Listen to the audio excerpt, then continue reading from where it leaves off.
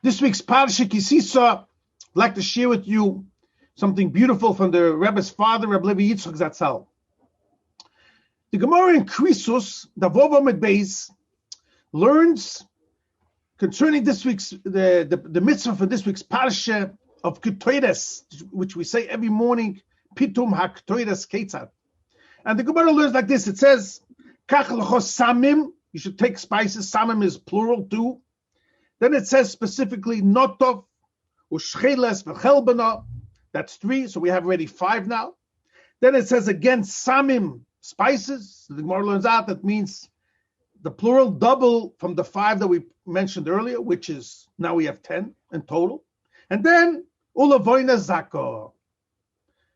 It mentions an 11th Ketores. So we have a total of 11 types and kinds of spices that was brought every day in the Beis Hamikdash. So here comes the question, ask Rabbi Yitzchok. Why the number 11? Specifically, in the Posuk, it mentions 4 openly and explicitly. Notov, ושחלת, וחלבנה, ולבונה zaka, these 4. The other 7 is a drash. So why did the Torah only write 4 openly in a revealed way, and the others 7 is more hidden in the Posuk? What's the reason of these numbers 4 and 7, and total of 11?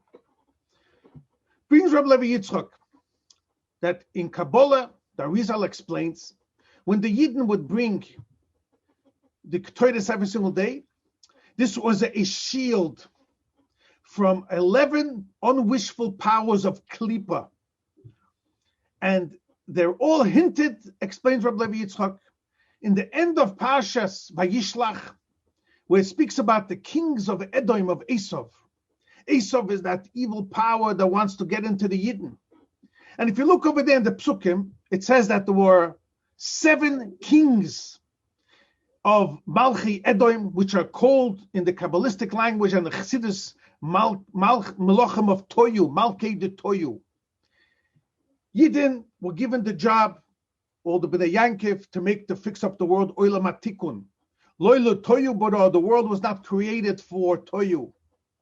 But the powers of Esav wants to bring chaos to a person. And these Ketores, 11 Ketores, was a shield for these forces. If you look in the Psukim good, explains Rabbi Yitzchok, there were 7 kings as mentioned, and they were Bela, Yoivov, Chusham, Hadad, Samlo, Shaul, and Balchanan. So we have 7 kings. Points out Rabbi Yitzchok so beautiful that if you look good in the Psukim, only by 4 of them does it mention also the fathers. Bela ben Bo'or, Yoivov ben Zerak, Hadad ben Bedad, Balchanan ben Achbor. These 4 also mentions the fathers. But by Chusham, Samla, and Shaul, it doesn't say the fathers. So if you count the total, the kings, 7 kings, plus the 4 fathers, you have a total of 11. That's why there were 11 Ketores. And that's why the Posuk also divides it 4 explicitly, corresponding to the 4 fathers, which are mentioned those Psukim of the kings, and the 7 kings themselves. This is more in a Kabbalistic teachings. Goes on to Rabbi Yitzchok and explain this a little bit in Avoida, and he says that the Klipa forces show up in 2 ways basically. One is they want to attack your midos, your feelings, your emotions. They want to bring in lusts and desires and anger and all unwishful emotional feelings in a person's heart. And then a person acts upon it, unfortunately. Then there's another type of klippa, where he wants to enter your brains. A person, his seichel of a person. Hashem wants a person should occupy himself with chochmes eleki, the wisdom of Hashem. When the Yetzer Hara comes to a person, his nefesh habahamis, these forces of Esav, and tells a person, learn all the other chochmes, other wisdoms. Then they attack your seichel. And here is where it divides, explains Rabbi Yitzchok, the 7 and the 4. The 7 kings, their forces want to attack your midos, The 6 midos and your action, total of 7. As known, there are 6 midos in a person: chagas, nehi, chesed, gvur, teferes, netzach, hod, yesod, and then the malchus, where it comes out into the action. That's 7. That's the 7 kings. Then, when the Esav's powers, the klippa, wants to attack our seichel, that's chokhmah bina. That's the wisdom and understanding of a person. In chokhmah bina alone, and it's a long discussion, but in general, Rabbi Yitzchok explains there are 2 parts, and that's the 4 kings. One is sometimes a person could learn those chokhmas, chitonius, which the Rebbe calls them Tanya Charayim, the chokhmah. They are the hinder part. The revealed part of the chokhmas is really chokhmas eliki, and the chokhmas achatonis is from klipa, and that's chokhmah bina of klipa that the malche edom wants a person to get involved with.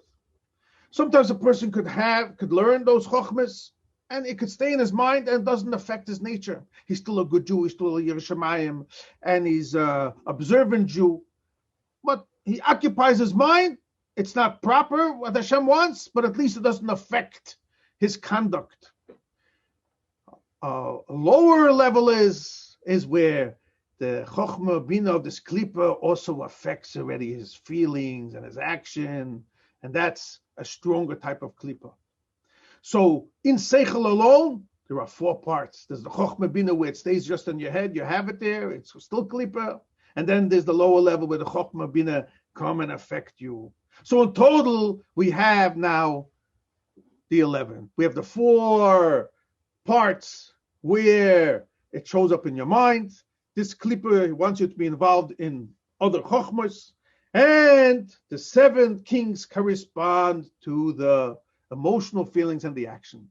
And this is what Rabbi Yitzchok explains. When the Yidden would bring Ketores every single day, this would save them from the kings of Esav, which is this force of Klippa, which wants to get into every single Yid. And that's why we have a total of 11. And that's why in the Posuk, it only specifically says 4, and the other 7 we learn that as a drash, to divide them, to hint to you, look good, that this corresponds to the kings in the end of Parshas Vayishlach, Perek Lamed Vov, where we have the 7 kings of Esav, of Edom, and the forefathers corresponding to all these 11 Ketores. Have a good Shabbos.